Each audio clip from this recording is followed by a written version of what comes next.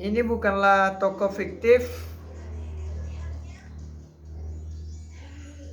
Cerita ini adalah cerita nyata yang telah disampaikan Rasulullah dalam hadisnya.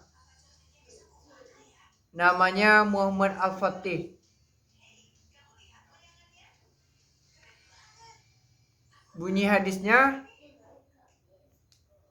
akan ditaklukkannya kota Konstantinopel oleh seorang pemuda muslim sebaik-baiknya panglima tempur, itulah dia, dan sebaiknya-baiknya prajurit yang dipimpinnya. Muhammad Al-Fatih lahir pada 29 Maret 1432 di ibu kota Utsmaniyah. Beliau terlahir dengan nama Muhammad II. Dalam bahasa Turki, Mehmet I Sani. Muhammad Al-Fatih lahir dari pasangan Sultan Murad II dan Huma Hatun. Ia merupakan keturunan dinasti Turki Utsmani.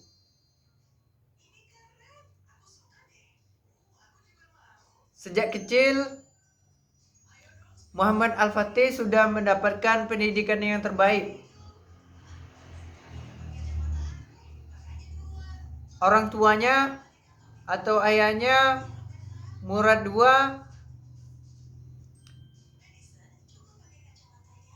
menunjuk Syekh Aksamsuddin dan Syekh Ahmad Al-Qurani, seseorang ulama yang besar yang paham sekali akan Al-Quran,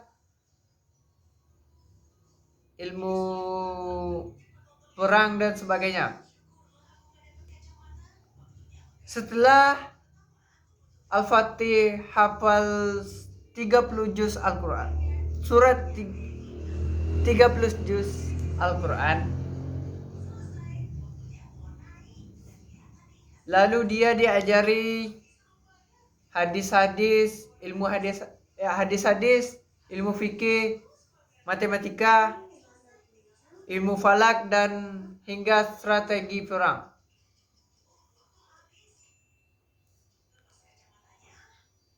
Muhammad Al-Fatih dipersiapkan untuk menjadi pemimpin sejak kecil, namun tetapi pemikirannya tetap sejalan dengan ajaran Islam. Pada 12 tahun, Muhammad Al-Fatih sudah diangkat menjadi sultan. Dan lebih hebatnya lagi, dia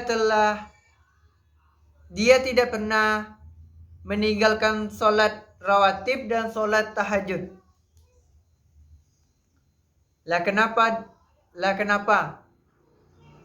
Karena dia tahu persis permintaan dia kepada Allah, ingin menjadi penakluk Konstantinopel, dan kata Rasulullah, penakluk Konstantinopel penakluk terbaik. Berarti harus dekat dengan Allah. Kalau mau dekat dengan Allah, gak mungkin dengan amalan yang biasa. Dia tidak juga ibadah mahdoh, dia melakukan sebab akibat, dia mengumpulkan pasukan yang namanya Inki-Syariah. Dalam bahasa Turki, Yeniseri. Yeni artinya baru, seri artinya pasukan. Jadi artinya pasukan baru, Yeniseriya atau Inki-Syariah.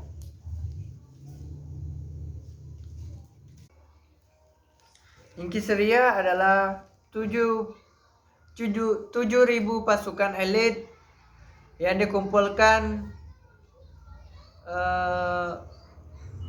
delia kecil di setiap barak-barak terdapat ulama yang bertugas membacakan Al-Quran dan membacakan hadis-hadis, membentuk mental agar membentuk mujahid fisabilillah, sehingga mereka bercita-cita,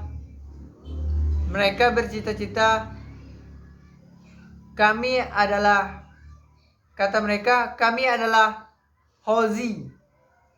Itu panggilan mereka yang paling hebat. Apa itu Hozi? Pada zaman itu aib bagi orang tuanya jika anaknya yang sudah balik tidak ikut perang. Itu aib yang sangat besar. 7.000 pasukan dilatih spesifik. Mereka dilatih perang, fisiknya dilatih, ilmunya dilatih, mentalnya dilatih. Dan lebih hebatnya lagi, mereka tidak, setengah pasukannya mereka tidak pernah meninggalkan tahajud di malam hari. Itulah pasukan khususnya.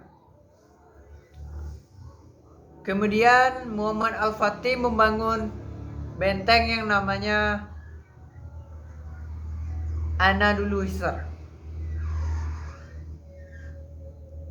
Kenapa Muhammad Al-Fatih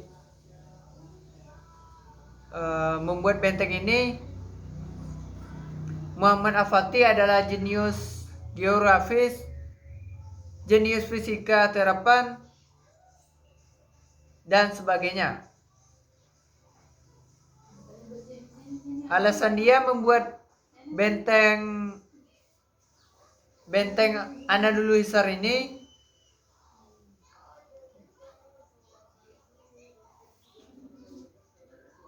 apabila tidak ditutup jalur ini,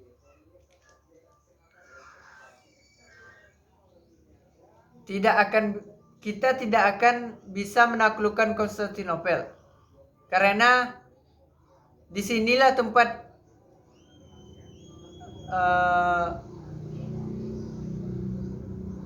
bantuan datang, atau bala tentara dari sini semua bebas lewat. Tapi kalau kita tutup, ini akan terkepung.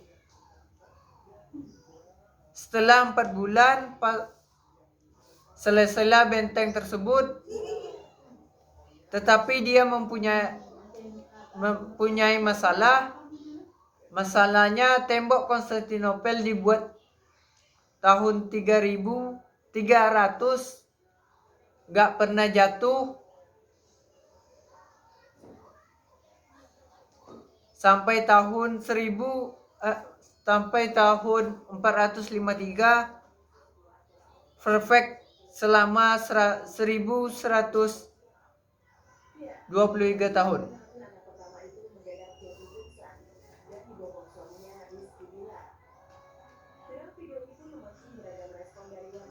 Strukturnya tinggi, 8 meter, 3 lapis. Lapis pertama parit.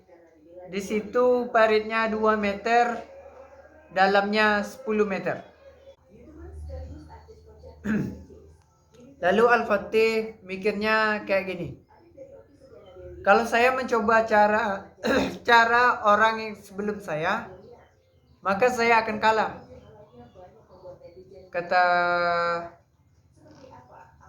Kata prajuritnya, gimana caranya?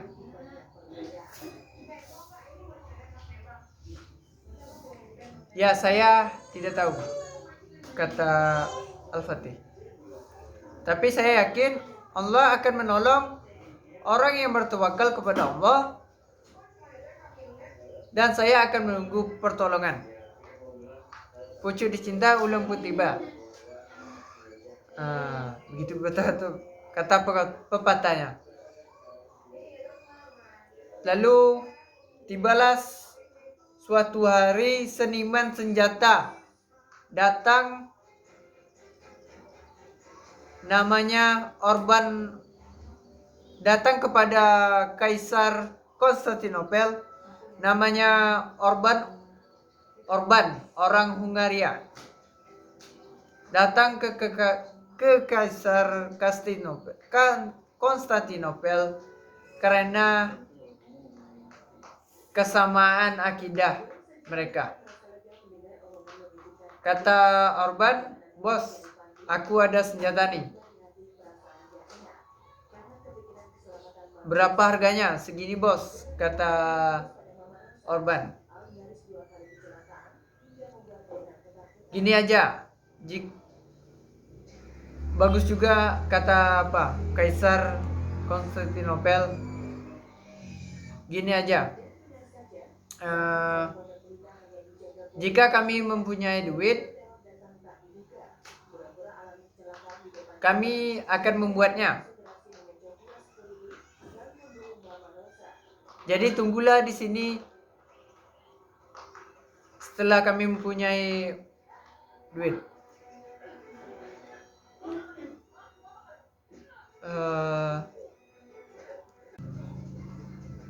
Setelah 1 tahun lamanya,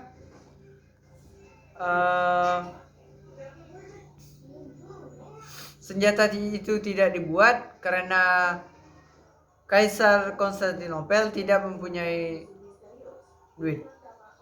Maka pergilah seniman senjata tersebut. Ia mencari orang yang memiliki duit, banyak duit. Namanya seniman kan, dia membutuhkan uang juga kan. Dan dia datang kepada Muhammad Al-Fatih,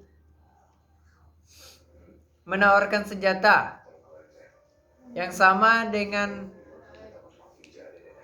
Kaisar Konstantinopel tersebut. "Bos, gue ada senjata nih, mau bikin gak?" Sebelum Al-Fatih sebelum melihat rancangannya, itu sekretarisnya menulis dalam catatannya, Al-Fatih bilang begini, "Bisa nggak membuat sebuah senjata?" Lalu sekretarisnya menyebutkan dengan dan meragakan dengan tangannya. Yang proyeknya besar. Itu Orban, ahli fisika, Al-Fatih ahli fisika juga. Orban langsung menghitung. Jadi masa ini yang dilontarkan sebuah proyektor, maka tembok ini akan jebol. Lalu Orban buatlah senjatanya dalam 1 tahun. Orban membuat senjatanya 69 meriam. 1 meriam ukurannya 5,2 meter. Yang satu lagi 8,4 meter. Yang sisanya ukuran standar 3-4 meter. Setelah dibuat semuanya jadilah persiapannya telah selesai. Pada tanggal 6 April 1453 disepakati penyerangan pada tanggal ini. Gimana cara serangannya? Al-Fatih membagi pasukannya 3 arah. Satu lewat laut selatan, sebelah selatan, lalu kemudian lewat timur lewat Tanduk Emas. Ketiga, lewat sebelah barat dengan pasukan darat.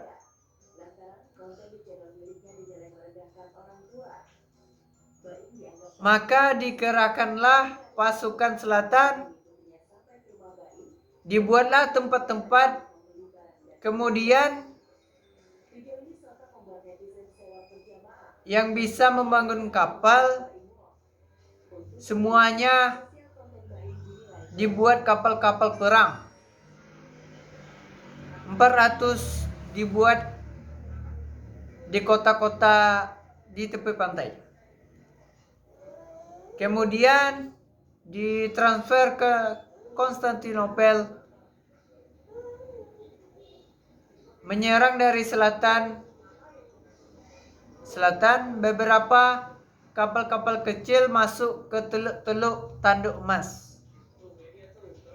Dan total 2050 pasukan dari Dithni menuju ke Konstantinopel dalam waktu 2 bulan, membawa meriam senjata sebesar kingkong. Perang dimulai. Sebelum perang, Al-Fatih mengirim utusannya kepada Kaisar Konstantinopel, karena ada hadisnya, jangan perangi manusia sebelum utusan manusia pergi ke daerah ke pekarangan mereka, dan sampaikanlah kepada mereka 3 pilihan. Yang pertama, masuklah pada Islam, dan itu lebih baik dari dunia dan seluruh isinya. Kedua, bayar jizyah ketundukan. Yang ketiga, mereka mau perang. Maka kemudian Kaisar Konstantinopel bilang, lebih baik kami mati. 6 April di depan tembok Konstantinopel pada hari Jumat, Muhammad Al-Fatih sholat di depan tembok tersebut. Muhammad Al-Fatih dan pasukannya sholat Jumat di situ. Ketika sudah sholat Jumat, takbir berkumandang, maka peperangan dimulai. Meriam pertama ditembakkan.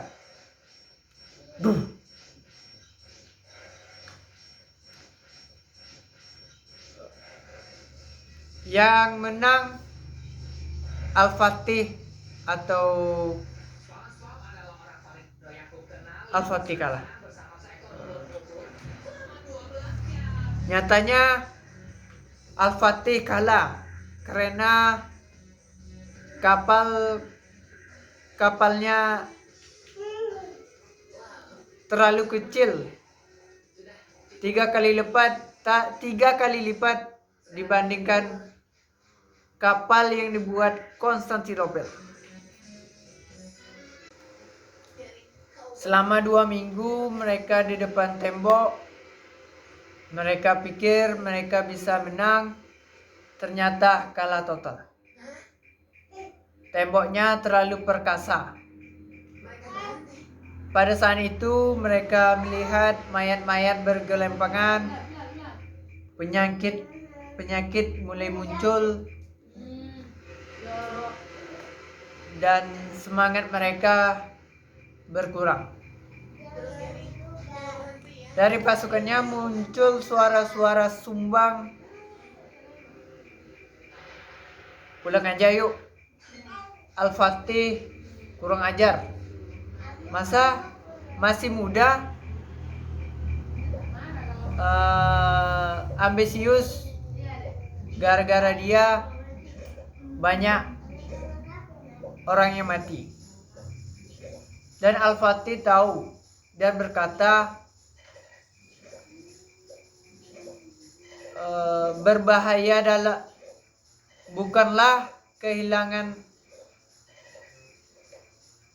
dalam perang itu bukanlah kehilangan logistik, bukanlah kehilangan senjata, tapi kehilangan mental. Maka disuruhlah panglima berkumpul dan melakukan rapat.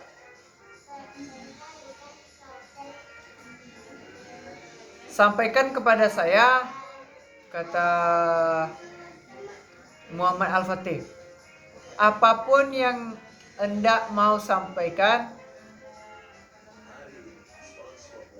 sampaikanlah. Kita lanjut atau kita pulang? Gak ada yang berani ngomong selain Halil Fasah. Ia penasehat semenjak ayahnya atau bapaknya.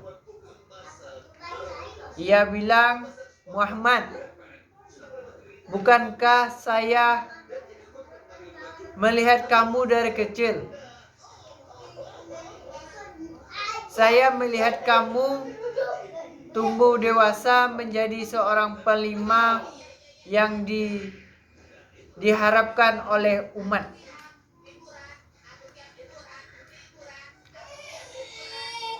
Gak ada yang bisa memimpin semua ini kecuali kamu di masa depan.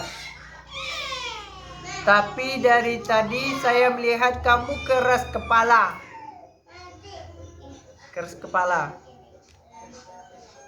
Luar biasa. Kamu itu membawa pasukanmu menuju jurang kehancuran.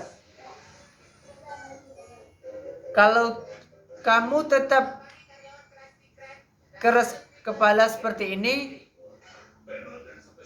belakangan si penasehat ini ternyata sudah disogok oleh Yunani. Lalu kemudian dia bilang, kita pulang saja. Kita ambil opeti dari mereka, kita balik lagi. Lalu kita balik lagi. Al-Fatih tidak suka. Sebelum penasehat itu selesai bicara, mejanya dibanting.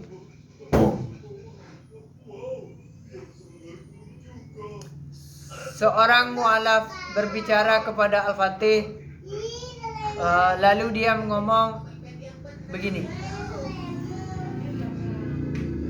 Dia hendak memadamkan semangat dari dalam diri kita. Ingat baik-baik, kita datang tidak pernah berharap untuk kembali.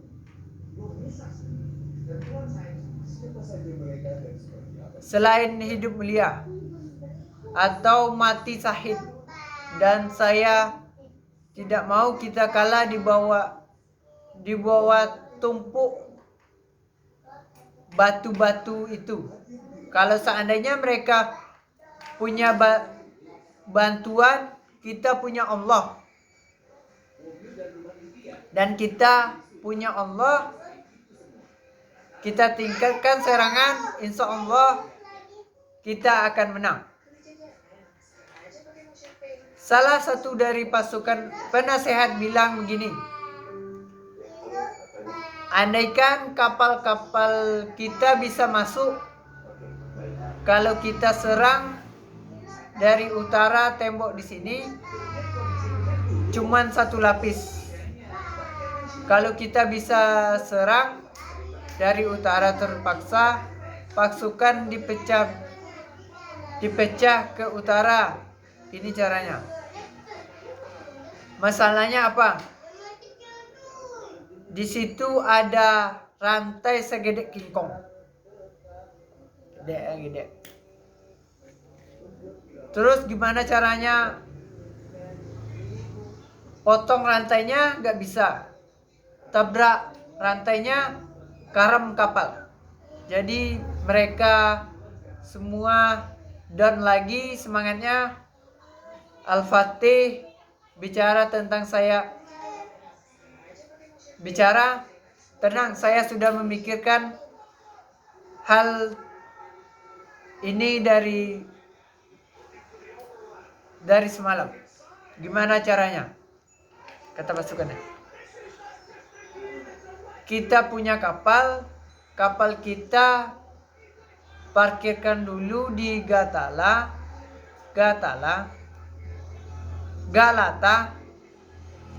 Setelah diparkirkan dulu di Galata, kapalnya kita angkat lalu balikan ke laut. Mudah kan? Tapi mohon maaf wahai Sultan. Apakah wahai Sultan lupa kalau Galata ini adalah sebuah bukit yang tingginya 60 meter, Pak? Al-Fatih katakan, saya tahu kalau itu sebuah bukit, tapi kalau seandainya Anda saja tidak mengira hal itu terjadi, apalagi orang-orang Konstantinopel.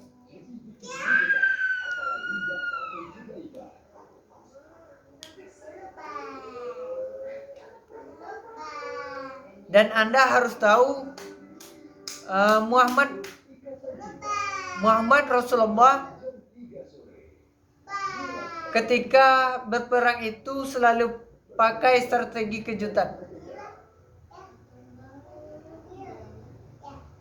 Kalau kita bisa melakukan, gak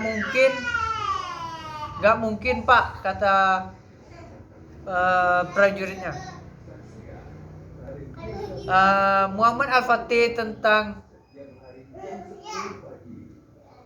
berkata tentang suatu quotes-nya,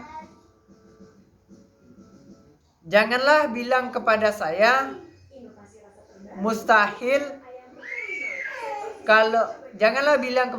mustahil kalau kamu belum melakukannya. Jadi langsung disepakati 20 April 1453 kapal-kapal ditarik Selat Bosphorus kepada Teluk Tanduk Emas. Hasilnya apa yang terjadi teman-teman? 21 April 1453 kapal pindah 70 dipindahkan 72 kapal pindah ke Selat Gohulus kepada Teluk Tanduk Emas dari cuma satu malam. 22 April 1453 menjelang sinar matahari berkumandang. Sinar matahari kemudian naik, maka Orang Konstantinopel kaget karena terdengar dari Bukit Galata takbir dan melihat bendera La ilaha illallah berkibar di situ. Masuk kapal satu persatu di wilayah mereka. Tempat yang mereka bilang yang paling aman berubah menjadi wilayah yang paling berbahaya bagi mereka. Maka mereka bilang Al-Fatih orang gila. Kenapa Al-Fatih gila kata mereka? Al-Fatih melebihi Alexander Agung. Alexander Agung membawa kapal-kapalnya melalui ombak-ombak lautan. Sedangkan Muhammad Al-Fatih menjadikan bukit-bukit sebagai ombaknya. Maka mereka katakan Konstantinopel is over. Konstantinopel sudah selesai. Maka tetapi belum selesai peperangan. Peperangan dilanjutkan sampai pada tanggal 27 Mei 1453. Dari 6 April 1453 sampai 27 Mei 1453, hampir 2 bulan mereka berperang di sana. Pada tanggal 27 Mei, Al-Fatih berhasil membuat sebuah lubang yang sangat besar di tengah-tengah tembok Konstantinopel, karena tadi pasukannya sudah beralih ke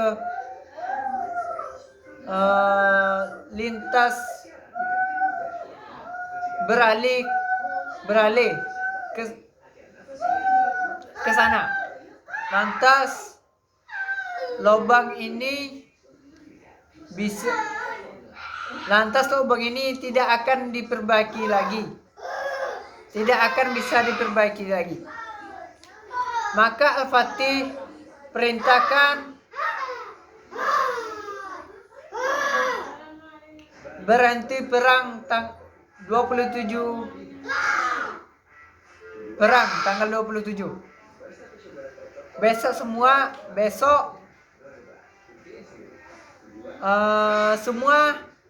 harus puasa sunnah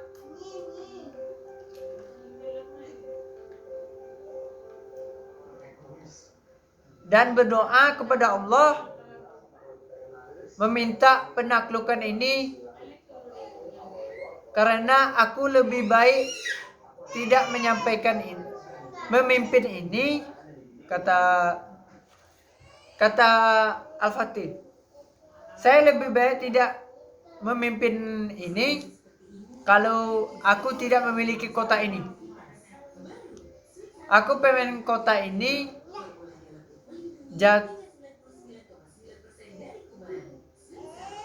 jangan kalian tidak puasa, semuanya puasa. Maka pada tanggal 28 semuanya puasa sunnah. Mereka membaca Al-Quran. Ulama turun mengingatkan kepada para pasukannya tentang jihad fisabilillah. Tanggal 29 mereka sholat tahajud pada malam harinya. Tanggal 29 mereka sholat tahajud. Ketika siap sholat tahajud sekitar jam 2 pagi, Al-Fatih naik ke atas kudanya. Kemudian dengan pedang, dengan baju zirah yang lengkap, berkhutbah kepada seluruh pasukannya dengan khutbah, seandainya penaklukan kota Konstantinopel sukses, maka sabda Rasulullah sudah menjadi kenyataan.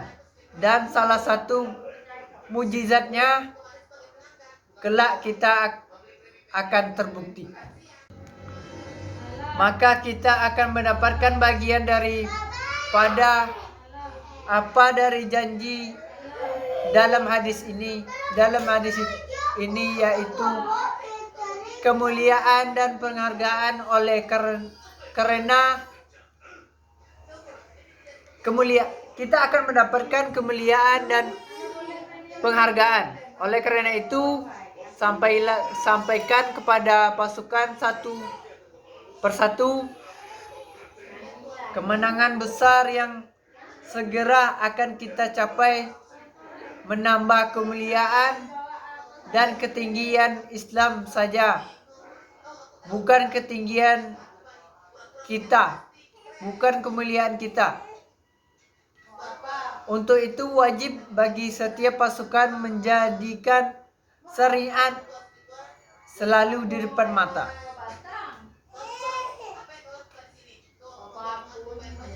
Dan jangan sampai ada yang bermaksiat karena Allah tidak suka orang yang bermaksiat. Disiapkan pasukannya jam 2 berperang. Pasukannya dibagi 3. Yang pertama pasukan azab. Pasukan azab ini jomblo-jomblo. Kayak saya kan. Yang kedua pasukan Cipahi. Pasukan ini bersenjata lengkap tetapi tidak menang juga. Pasukan pertama tadi tidak menang. Pasukan kedua juga tidak menang. Dan pada jam 6 dikeluarkannya pasukan ketiga. Namanya Inkisaria. 7.000 pasukannya sudah disiapkan lalu pergi sebelum matahari terbit. Al-Fatih dan pasukannya menang. Dan Al-Fatih masuk ke dalam kota Konstantinopel mengucapkan Alhamdulillah. Semoga Allah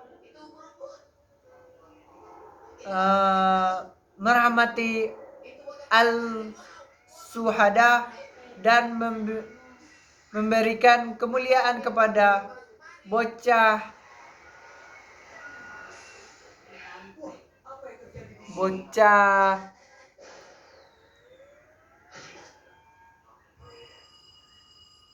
Koin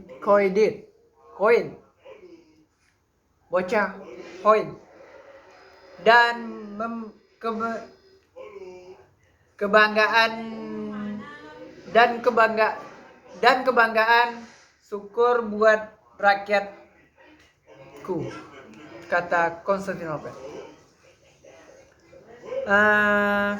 Baik, kesimpulan dari cerita tersebut, kalau kita mempunyai cita-cita, maka berusahalah terus menerus. Janganlah kita pantang menyerah. Banyak-banyaklah belajar. Dan jangan lupa dan jangan tinggalkan perintah Allah Subhanahu wa taala. Sekian dari saya. Terima kasih. Assalamualaikum warahmatullahi wabarakatuh.